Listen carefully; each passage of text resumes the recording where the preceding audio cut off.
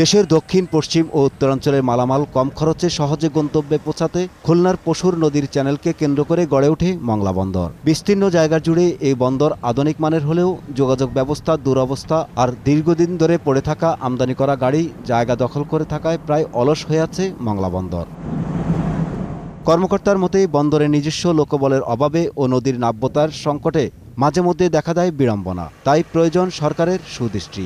এই মুহূর্তে আমাদের জনবল শর্ট থাকার কারণে আমরা আনসার বাহিনী থেকে 117 জন আনসার দিয়ে এই নিরাপত্তার বিষয়টা আমরা কাভার করছি, বাট এই 117 জন আনসারও যথেষ্ট না। খালি জায়গায় খালি চত্বরে অনেক গাড়ি পড়ে আছে, আবার শেডের ভিতরে অনেক গাড়ি পড়ে আছে। তো শেডের ভিতরে এই গাড়িগুলো যত তাড়াতাড়ি ব্যবসায়ীরা নিয়ে যেতে পারবেন, অন্যান্য গাড়িগুলোকে আমরা আরও ভালো সাপোর্ট বা ভালো সুরক্ষা দিতে পারতাম। চট্টগ্রাম বন্দরের জট কমাতে এবং সহজে মালামাল খালাসে মংলা বন্দর দিয়ে গাড়ি আমদানি করা হলেও দীর্ঘদিন পড়ে থাকায় নষ্ট হচ্ছে কোটি কোটি টাকার সম্পদ। আর এই ক্ষতি শুধু আমদানিকারকদের নয়, পুরো দেশের। তাই আইন শিথিল করে দ্রুত এগুলো খালাসের ব্যবস্থা করে দেওয়ার আহ্বান বন্দর চেয়ারম্যানের। গাড়ি দীর্ঘদিন পরে থাকুক, এটা আমরা কখনো এনকারেজ করি না। একটা গতিশীলও থাকতে হবে।